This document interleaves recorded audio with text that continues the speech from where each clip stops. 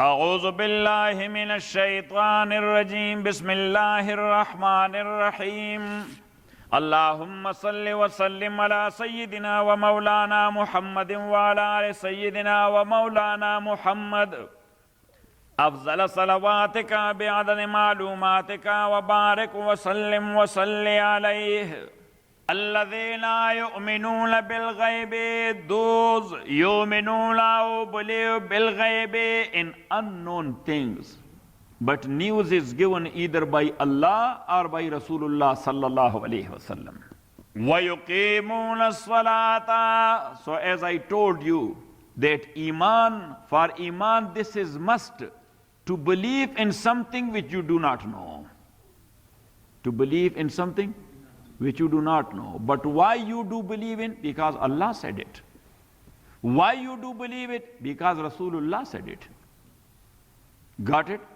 Because Moman bihi, our beliefs, mostly that is beyond the intellectual approach.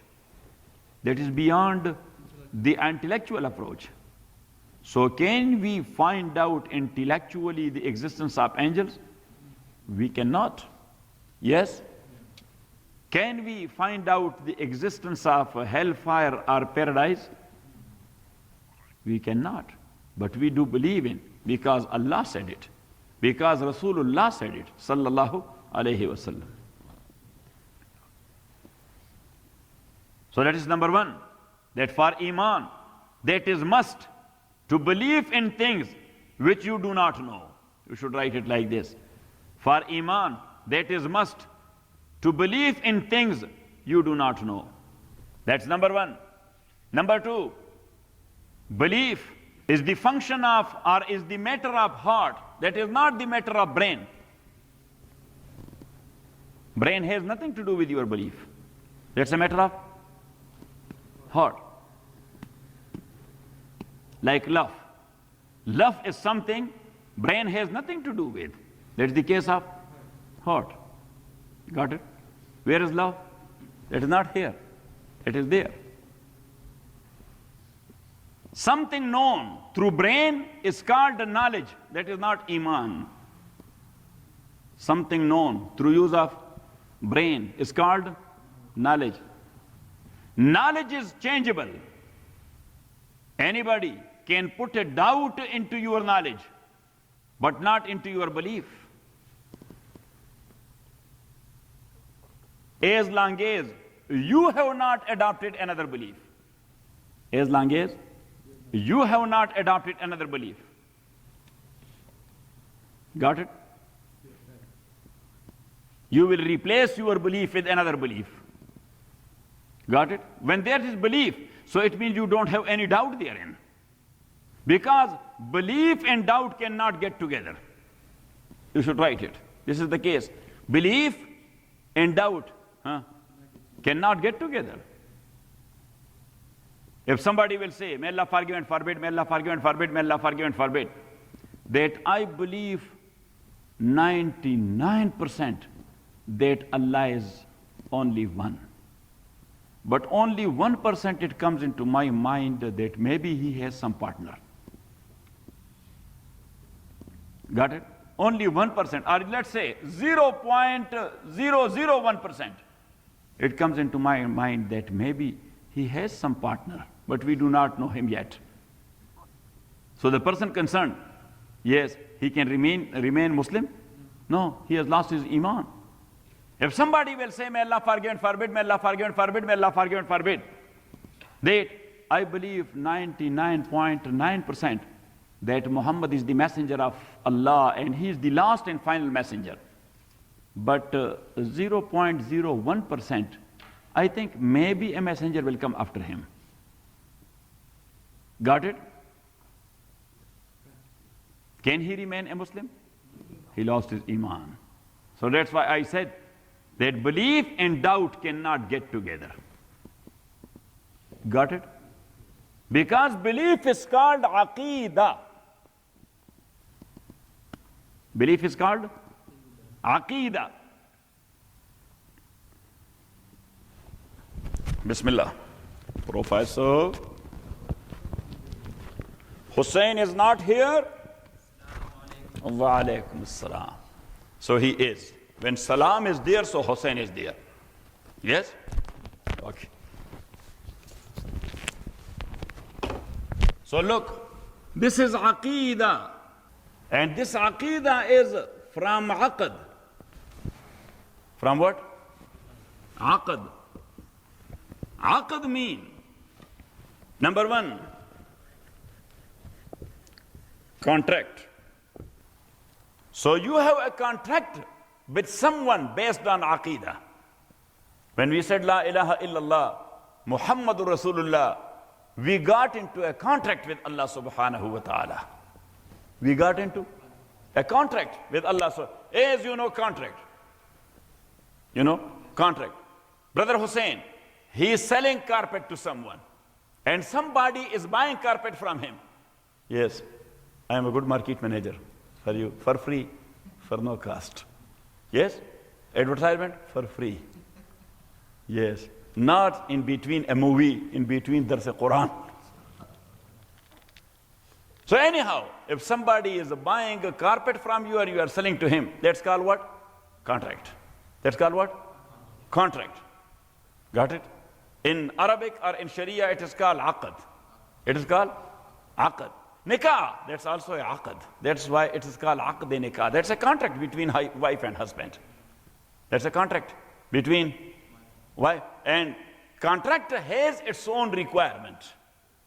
And that's why Allah subhanahu wa ta'ala said, Inna Allah hashtara min al-mu'minina anfusahum wa amwalahum.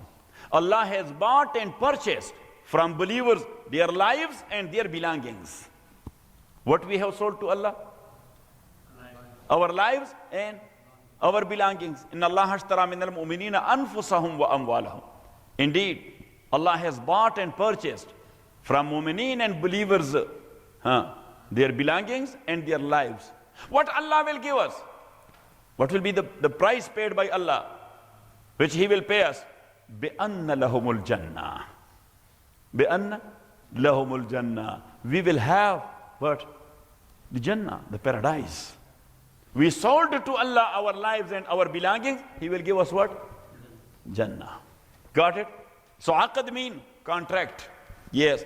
There is another word. Uqda. What? Uqda. Uqda mean knot or what? Tie. Tie. Got it? So through aqeedah, you have tied yourself to someone. Got it? Hindu has tied himself to his idol. Yes? Sikh has tied himself to Baba Guru Nanak. Yes? A Christian, based on his belief, he has tied himself and he has a knot with Jesus. Got it? A Jew, he tied himself to Moses. Yes? And we, the Muslim, we tied ourselves to Allah and Muhammad sallallahu alayhi wasallam. Got it or not it? So as you know, that knot and tie, it needs strength. It needs what? Strength. So it means aqeedah must be a strong one. It means that aqeedah must be. So somebody who has a aqeedah in something, you cannot change his aqeedah very easily. You cannot change his aqeedah very easily. As long as he has not satisfied, yes, for conversion. So you cannot convert him by force. Yes? You convert his tongue, you cannot convert his heart. And aqeedah is not a matter of tongue, it's a matter of heart. Now you got it? So you must keep in mind, because that is the base of deen. That is what? That is the base of deen. Got it? And that's what our Allama said. Yusuf Saab, you and Lala, and to some extent Nisar Ahmad, because he knows some Urdu. Anybody else? Yeah, Daud Jan is also 50% Pakistani. Yes. Huh? And Wasim, yes, he's a Pakistani. Yes. Yes, Afghan Pakistani or Pakistani Afghans. Both. So Allama says What? کہ یہ نغمہ فصل گل و لال کا نہیں پابند. یہ نغمہ فصل گل و لال کا نہیں پابند. بہار ہو کہ خزاں لا الہ الا اللہ. He said that this nagma and this song of La ilaha illallah has nothing to do with spring season or winter season or summer season. Maybe spring or maybe autumn. There must be La ilaha illallah, because that's a tie. That's a knot. یہ نغمہ فصل گلو لالا کا نہیں پابند. Huh? Lala, Allama was a great man. یہ نغمہ فصل گلو لالا کا نہیں پابند. بہار ہو کے خزاں لا الہ الا اللہ. And بعد he says, اگرچہ بت ہیں جماعت کے آستینوں میں, اگرچہ بت ہیں جماعت کے آستینوں میں, مجھے ہے حکم ازا لا الہ الا اللہ. Even though, yes, in the arms pits of masjid, there are idols. There are what? Idols. Idols mean something against thee. Yes, but he says that what is my duty and what's the commandment of Allah subhanahu wa ta'ala for me in masjid? Mujhe hai hukm azan la ilaha illallah. Yes, for me there is only one nagma and one song, and that is La ilaha illallah. And after that he says کہ یہ دور اپنے براہیم کی تلاش میں ہے. But for such like duty, this time needs another Ibrahim. This time need what?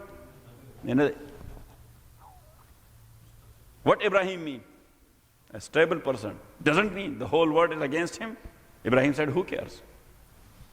Yes, Ibrahim was a man. Ibrahim, we are men. Hussein, we are. Yes, very slowly, we are men. But Ibrahim was a man. Yes. So Allama says, کہ یہ دور اپنے براہیم کی تلاش میں ہے, صنم کدائے جہاں لا الہ الا اللہ. That this world is full of idols and statues and different type of asnam and ma'bud.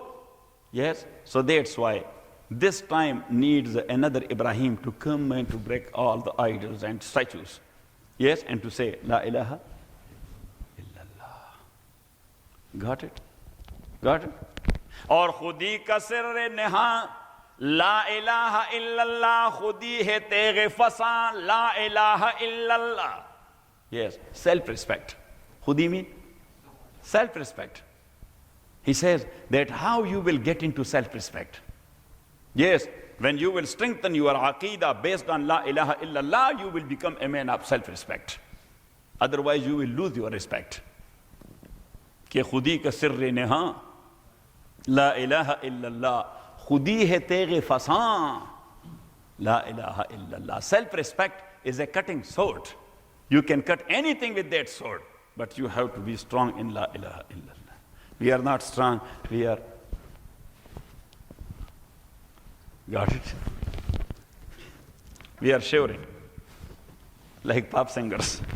الذين يؤمنون بالغيب, those who believe in unknown things, shown and taught and informed by Allah or by Muhammad sallallahu alayhi wa sallam. وَيُقِيمُونَ الصَّلَاةَ, and they perform the prayer. So performance, we talked in detail about performance of prayer, not praying. Our praying is just like praying. Yes. Or just praying. Our praying is just praying. P-R-A-Y, P-R-E-Y.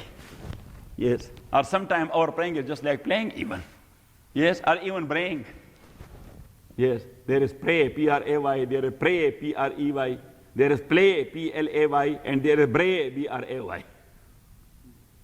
Got it? So we must pray, P-R-A-Y. وَيُقِيمُونَ الصَّلَاةَ. So I told you about, yes, prerequisite, shurut of prayer, about contents or arkan of prayer, about compulsories or wajibat of prayer, about sunnah or highly recommended practices in prayer, about mustahab are recommended practices, about makruhat are disliked practices. We talked about? Yes. So when you will keep in mind all these things, and you will pray in the same way in the light of all these details, so that is yuqimuna salah. That is وَيُقِيمُونَ الصَّلَاةَ, and they pray the prayer, وَمِمَّا رَزَقْنَاهُمْ, and from that which we have given them, يُنْفِقُونَ, they spend. So from that which we have given them. So it means that basically everything belongs to Allah subhanahu wa ta'ala. You should write it. That the whole world is created by Allah subhanahu wa ta'ala. Mubah. M-U-B-A-H. What? Mubah. So everyone has the right to use and utilize it. But if someone, he got hold and possession of something, then it becomes his property. Then it became his property. Ownership or milkiya. Professor, you are feeling good or not? Asbabul milkiya, basis of ownership. How somebody will own something? Because the whole world is created by Allah subhanahu wa ta'ala as mubah. I think the cell is not working. The battery? Yeah. Look, it went down. So anyhow, it goes up and down. It charges. Maybe there is, but anyhow.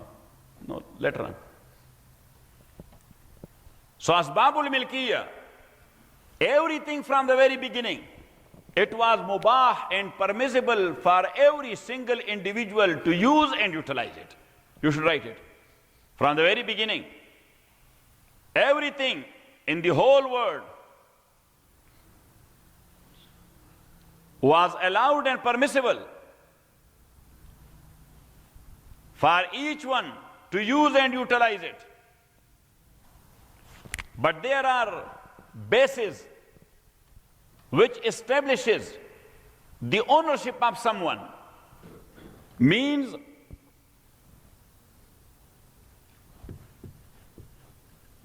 to establish ownership. There are means which establish the ownership from the very beginning. And these are means asbab. Means transfers ownership from one to another. Got it? So this type of ownership will come upon such a thing which is not owned by someone. Which is not owned by someone. For example, bird in forest, or bird in the air, or fish in the water. That is not owned by anybody. Bird in the air is owned by whom? By Allah. From human being, nobody owns that bird. Yes. Fish in the ocean, that's owned by whom? Say? By nobody. Yes, so it means that is mubah. So if somebody will get hold of that bird, or he will get hold of that fish, that will become his property. He is the owner. That's why he is selling it. That's why the fisherman, yes, Hewat cannot tell him that, look, Allah has created all these fish mubah. Yes, give me 10 kilo for free. Yes, because Shaykh told us that fish have been created mubah. He will say, but Shaykh did not proceed furthermore, that if somebody will get hold of mubah, so it becomes his property.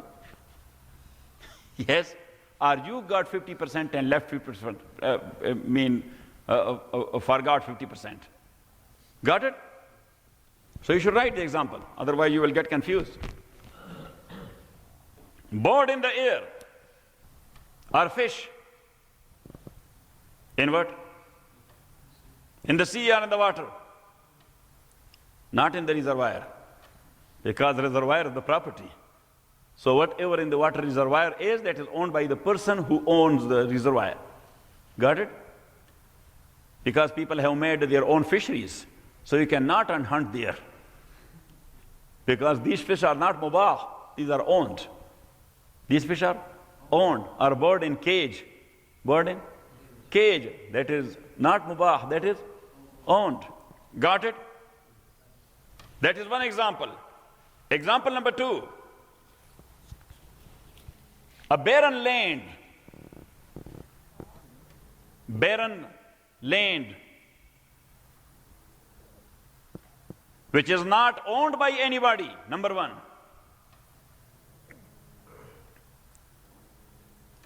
Not used for public interest. Not used, say, for public interest. And not situated inside a city or close to a city.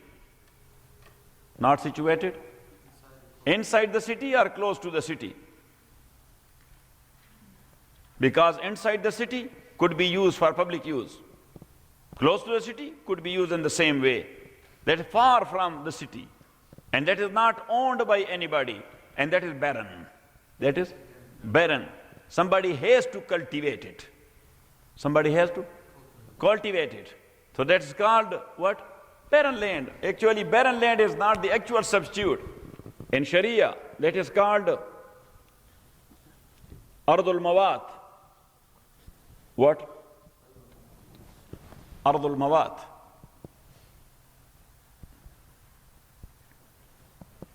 So regarding Ardul Mawat, Jumhur says, including Abu Yusuf and Muhammad. Who says? Who are Jumhur? No. Huh? Three Imams, yes. Jumhur says, Imam Malik, Imam Shafi, Ahmad ibn Hanbal. When three Imams are on the one side and one is on the other, whosoever he is. So the three are called Jumhur. So we don't mention their name. Then we say, Jumhur say. We say, maybe sometime Imam Malik, Abu Hanifa and Shafi is on the one side, Ahmad is on the other side. Sometime other three are on the one side and Shafi is on the other side. So when three get together, we call them Jumhur. Got it? So Jumhur said, and not only Jumhur, our two Imams, the two disciples of Imam Abu Hanifa, namely Imam Muhammad and Imam Abu Yusuf. So they are of the view that any citizen has the right to cultivate that land. Any citizen, he has the right to cultivate that land and to make it a useful one. To make it a useful one. And he will own that. And he will own that land. But Imam says, rahimahullah, that will create a political turmoil, or you can say agricultural turmoil. It will create what? Agricultural turmoil or political turmoil. Fight will be going on there upon that land. Yes, every citizen has the right to cultivate that land, but subject to the approval of the government. You should write it. He needs an umbrella. Every individual, yeah, subhanallah, this Imam was very technical man. That's why if we can bring him back, yes, I will recommend to our President Barack Hussein Obama to put him there as a Chief Justice of Supreme Court. Yes. He is father of law. Abu Hanifa. He is father of law. Huh? Not father-in-law. No, father-in-law is also good. Did a great job. Yes. And as I told you that one brother, his parents make complaint against him that after marriage, he is not taking that much care, even though maybe that was not right, but then feelings are much more. What? Yes, then the parents noticing that what he is doing after marriage, he is not the same hayawad, he will be inshallah. Yes, that's only example. Yes, that after marriage he got changed. He was very careful. But now, yes, he plugged to in-laws. Got it? So, one of our students, his parents made a complaint to me that he is a good guy and still he's taking care, but not as he was taking before marriage. Even though these were his feelings. So I asked that student, come on. Yes. I said, what's going on? After marriage, why you got changed? He said, what? Said, your parents, you are not taking. He said that, Sheikh, actually to tell you the truth, still I am giving them the same thing I was giving them before my marriage. I never reduced the amount, even though I have other responsibility now. But because of this fear that they will make a complaint, you know what I'm saying? I face hardship, economically and financially, but I give them the same amount I was giving them before. Got it? Marriage. But that is their feeling. I say, no, I think this is not true. That's why they were making that complaint that you are very much inclined toward your in-laws. So he was a naughty guy. He said, because my parents became outlaws.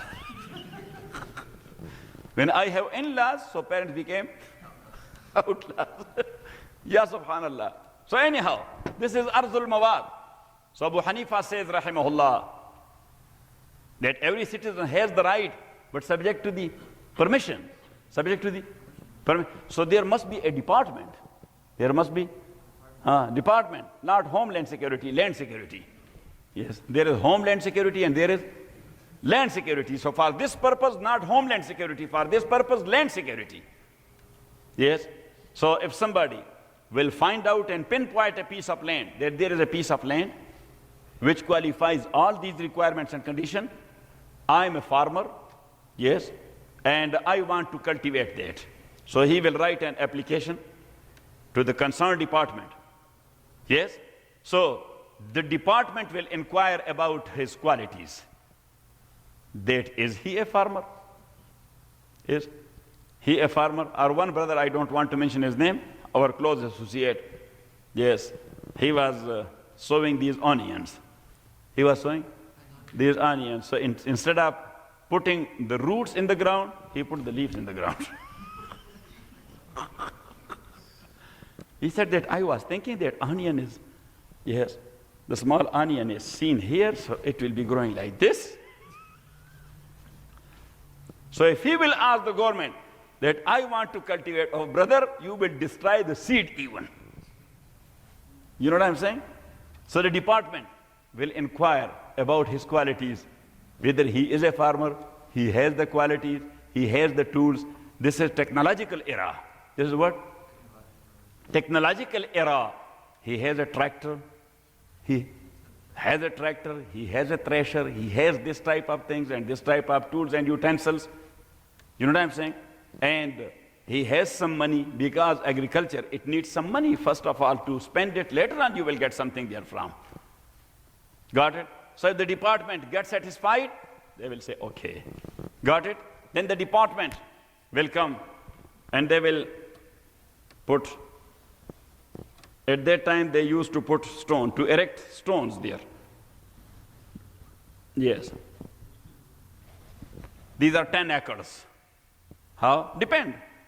These are 10 acres, 20 acres, or whatever.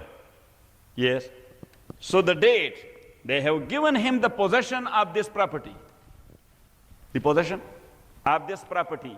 Within 3 years, he is bound to cultivate it. Islamically, within 3 years, he is bound to cultivate it. Got it? If he couldn't, so he lost his ownership. If he couldn't, he lost his ownership. Somebody else can go to the department and he can mention that there is a property which had been given to such and such guy, but he couldn't do it. I want to do it. Got it?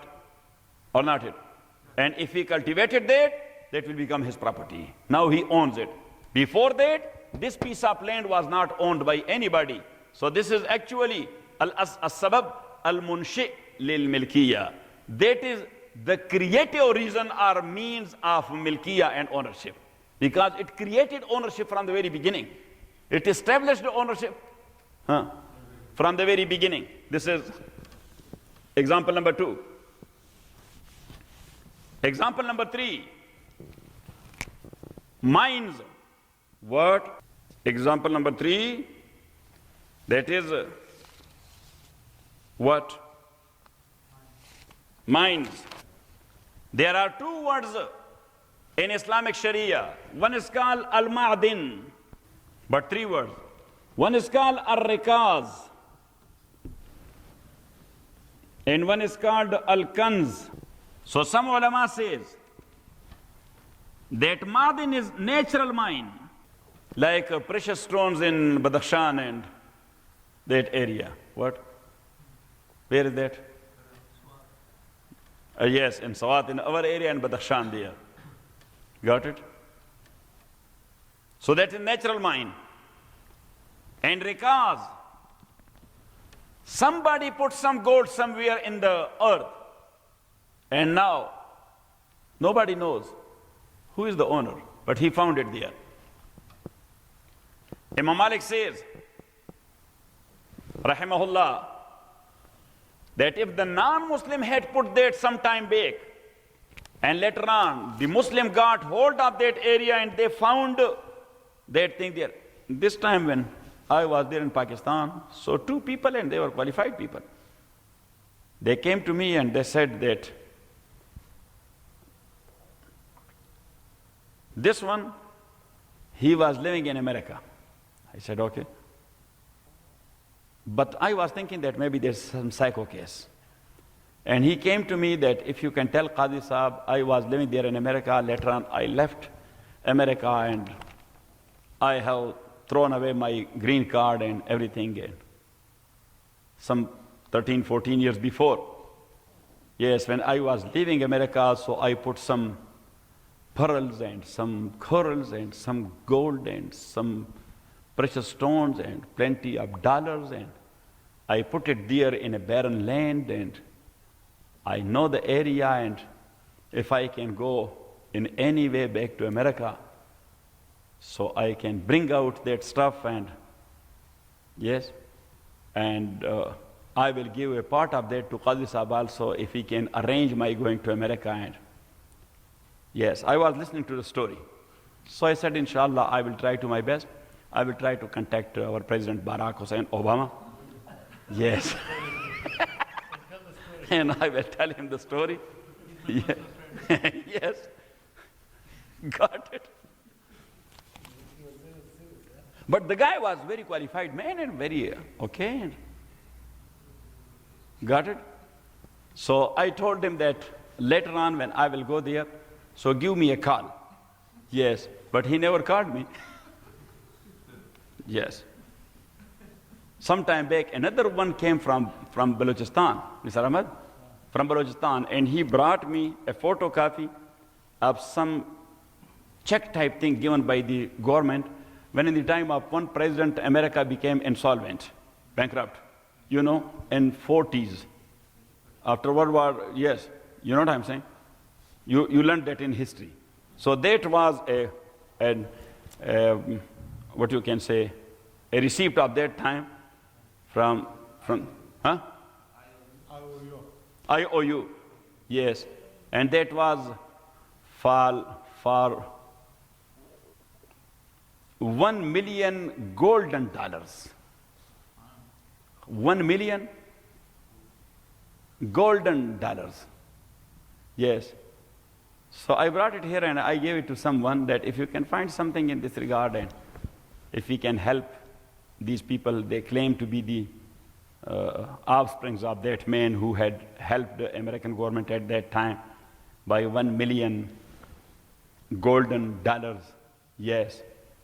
So that guy only once told me that I showed it to some responsible people. So they said that that will be very difficult to prove it because at that time, yes, we know that actually this was the case, that American government, they took loan from individuals as well. And they were taking in shape of golden dollars. Yes. But then they fixed a date that whosoever has a claim, so they should make their claim to such and such date. So he said that this claim is time barred. So, but anyhow, this is a souvenir, so we can sell it for $5,000 or $10,000. But that guy never showed up. I think that he sold it for. Yes, I will show you the name. And for that purpose, he's coming here. But he never talked to me in this regard, and I never asked him that, what happened to that? Got it? But Imam Abu Hanifa rahimahullah says that the word rikaz, this one, include this one, the natural one, and also include this one put in the earth by some human being. Put in the earth, maybe Muslim or non-Muslims. But whatever is found there inside the earth, that is called rikaz. That is called rikaz. Got it? Got it or not it? With louder voice, so I may hear you. So if that is found in a land which is owned by someone, you should write it. So basically, that is not for the person who owns the land. That is for the Islamic government. That is owned by who? Say, by the Islamic government. But the Khalifa has all the right to decide it other way around. If the Khalifa will say, okay, you are the owner of this land, you should take 60% and 40% will go to the National Exchequer. Got it? 60% is yours and 40% it will go to the... And I think that the rules have been taken from Imam Abu Hanifa here, especially for oil and gas. For what? For oil and gas. If oil and gas is found somewhere in the house of someone, so it does not belong to the owner of the house. It goes to whom? To the government. Yes? Huh? 100% is goes. So Abu Hanifa says basically it is 100% for the government. You should write it. So I am very much sure that Americans are following Imam Abu Hanifa. What do you think? They are Hanafis in this regard. But Abu Hanifa relaxed that rules that if the Khalifa want, yes, to give it to the owner or a part of that to the owner, he can do that. You should write it. You wrote it? But Abu Hanifa says, if the Khalifa will give that to someone, so that will be only for the person concerned. You should write it. Not for his inheritors. When he dies, it will go back to the government. The remaining oil and gas in the well, it will go back to the government. So then, his inheritance can go to the government once again to apply for. They will renew their application. Got it? And Imam Shafi says, rahimahullah, it depends on the land. If the land is owned, that is for the owner. If the land is owned, that is for the, say, for the owner. And that is according to Imam Ahmad as well. But if the land is national land, not owned by anybody, then that is for the exchequer, for Baytul Mal. Then that is for the exchequer, for the Baytul Mal. Then Imam Shafi says that for the one who found it and it was given to him, he must pay its zakat, 2.5%. After that, 1 year passed. When he found it, after 1 year he will pay zakat. And Imam Malik says, if that is brought out with little labor, not a big labor, not big machinery, yes, with manual work or a small machine, manual work or a small machine. So then the finder one, the one who found it, he will give 20% of it to the National Exchequer. 20%. Imam Abu Hanifa says, rahimahullah, in natural minds, there are two things.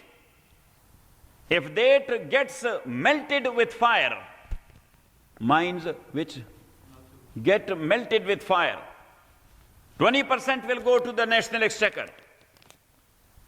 If the mine is of that nature, like copper, gold, silver, that is melted with fire. And if that is solid mines, like precious stones, if that is solid mines, so there is no any percentage for national exchequer.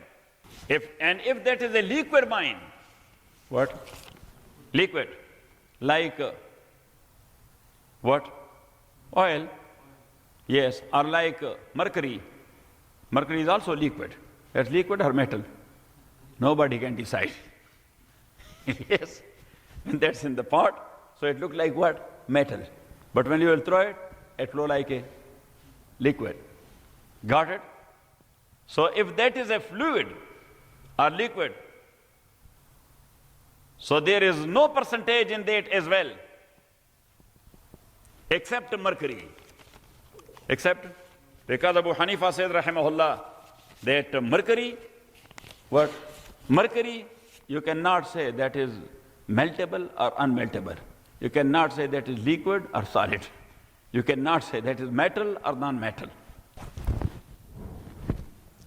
The case of zakat.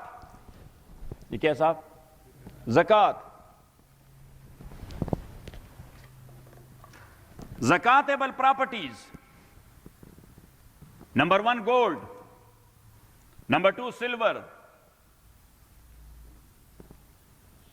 These two are called natural currencies.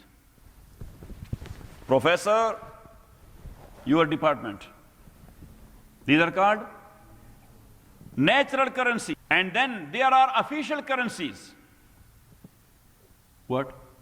Official currencies.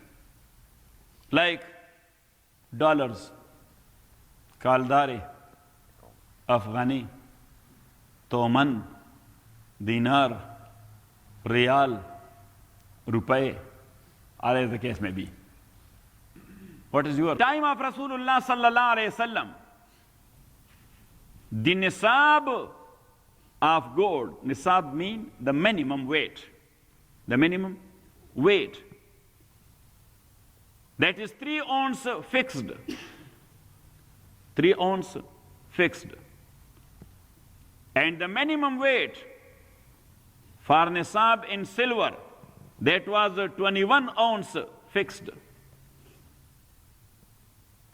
And for centuries, 3 ounce gold and 21 ounce silver, they were equal in price. 3 ounce gold, 21 ounce silver, they were equal in price. So that's why the Muslim rulers and the ulama, they got into consideration the silver for evaluation.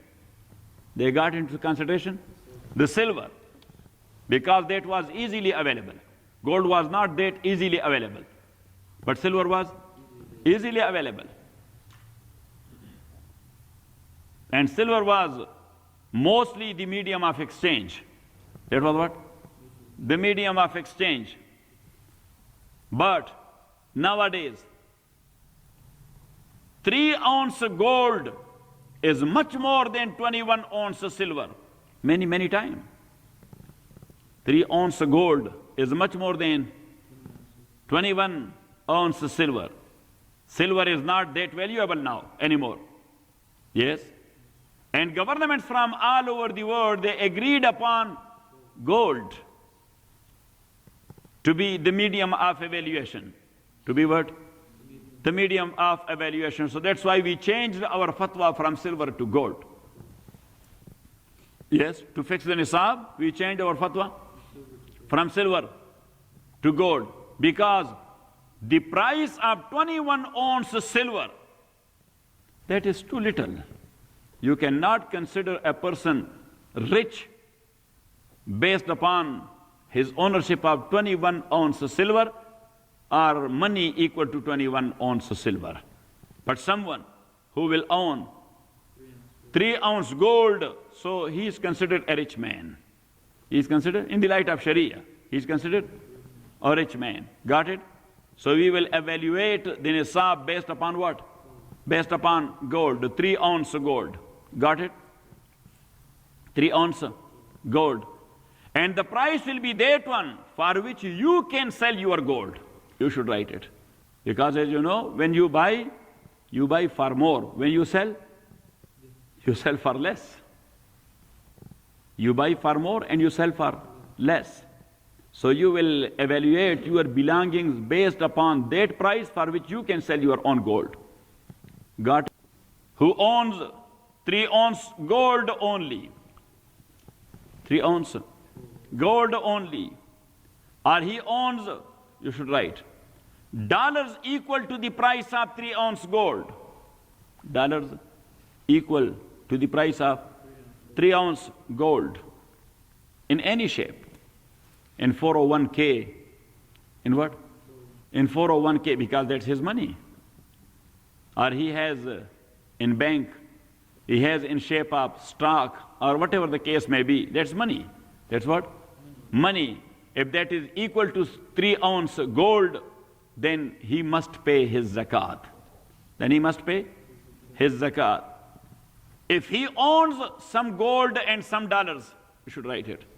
Some ounce and some dollars and some shares in stock. Some shares in stock.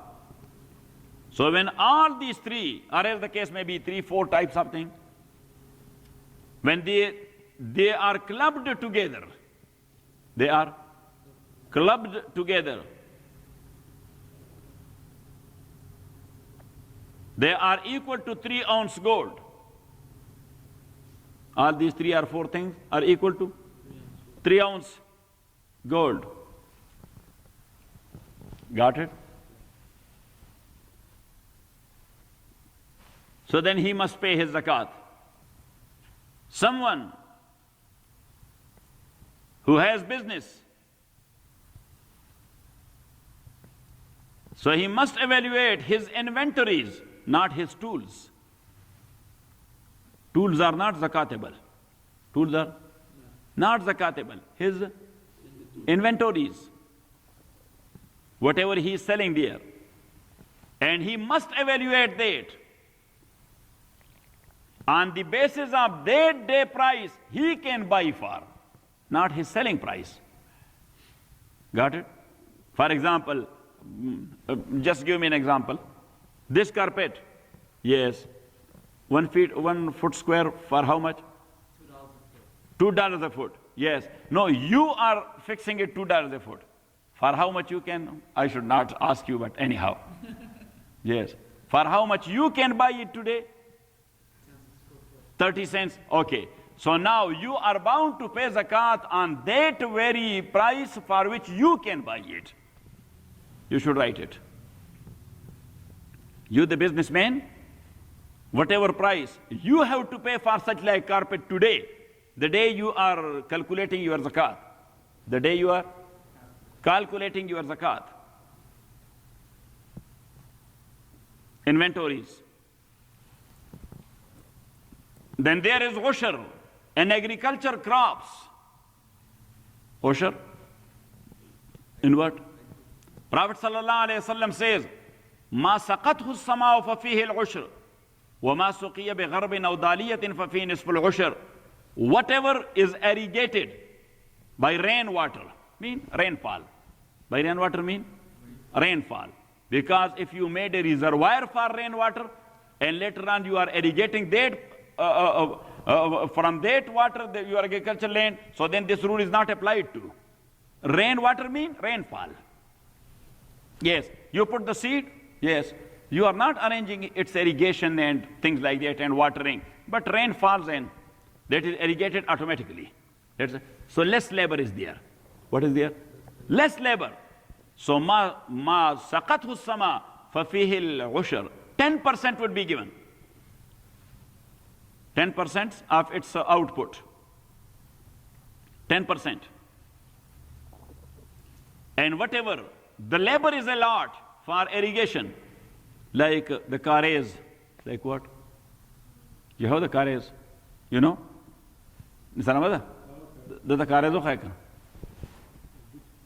Take him to Kandahar, so he will see. Still you have the carres system or not? No. Yes. So carriage, let's say tube well or dug well, yes, where the machine is used and all these expenses, yes. Or sometime back, yes, we used to have a rahat. We call it a rat? A rahat. Yes. A camel or a horse or a bull or something like that. They used to, yes, to roam around the well and bringing out the water, and it was irrigating. Got it? Or canal system.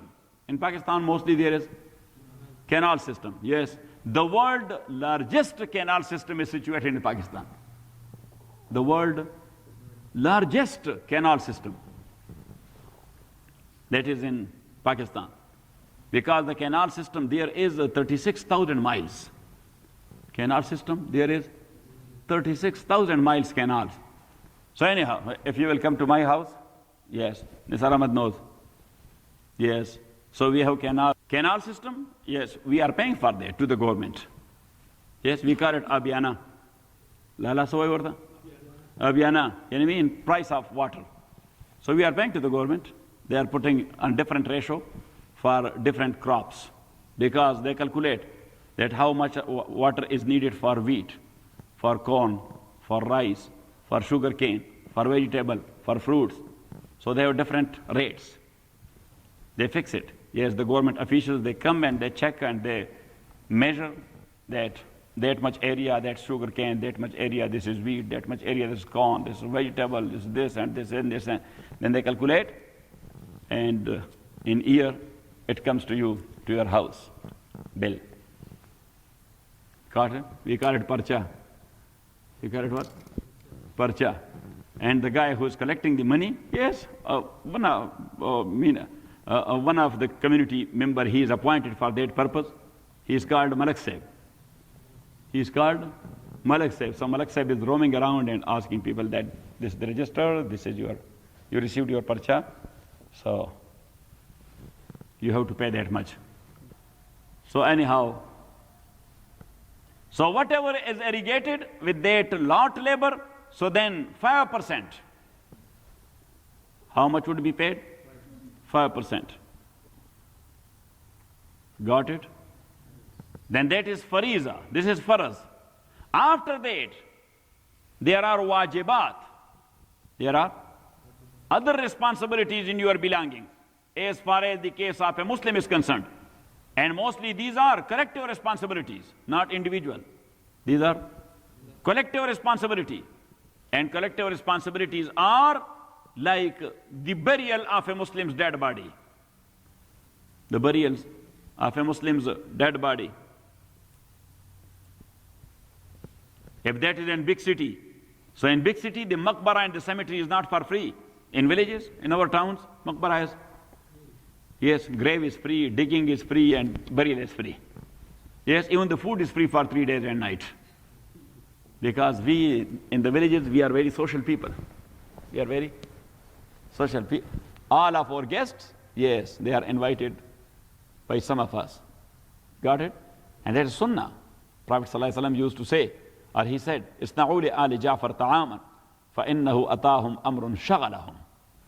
When Sayyidina Ja'far Sadiq radiyallahu ta'ala, he passed away, so Prophet ﷺ came to his house and he said to his family that make some food for the family of Ja'far.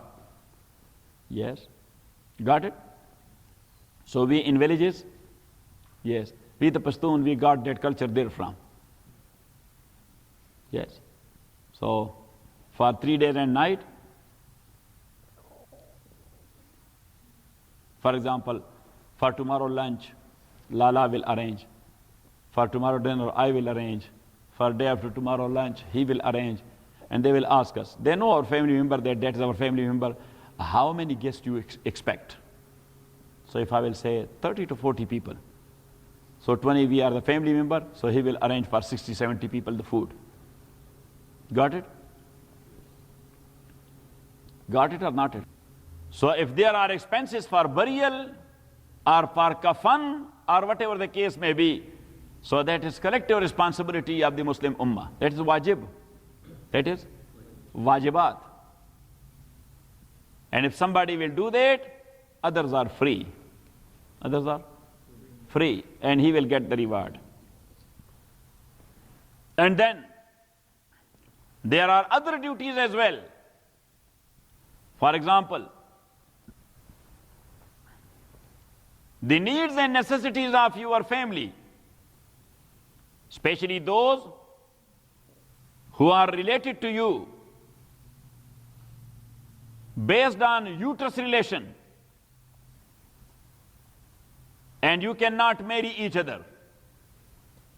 Marriage is also prohibited. For example, uncle and niece, or auntie and nephew, can they marry each other? Got it? So if relation is this type of relation, and one of them, he cannot carry his own expenses because he is jobless or he is disabled, and the other one, he can afford his expenses. So that is his wajib. He is responsible to provide him with his needs and necessities. Islamically, he is bound to provide him his needs and necessities. Got it? And after that, there comes the recommended infaq. What? Recommended infaq. We call it sadaqat. We call it what? Sadaqat. Now, infaq or spending is of two types. Number one, spending on yourself and your family. And number two, spending on others or in good cause.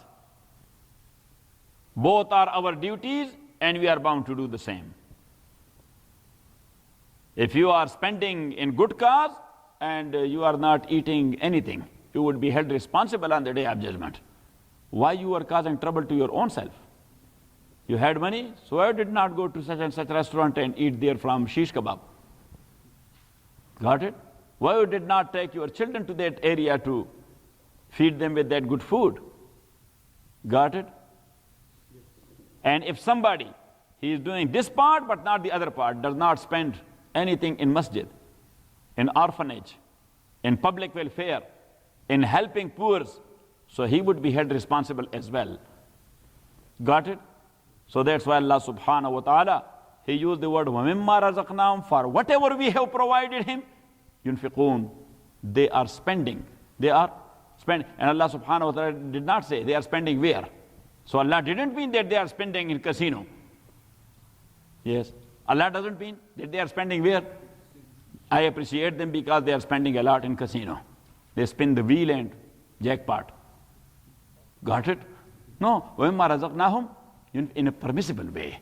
In where? In a permissible way. Alhamdulillah Rabbil Alameen, wa salatu wa salamu ala Rasuli Muhammadin wa alihi wa sahbihi ajma'in. Allahumma rabbana alhamdulillah bil Qur'an wa zakirna bil Qur'an ma nasina wa alimna min ma ja'alna wa sallallahu ala alwana an-nahar.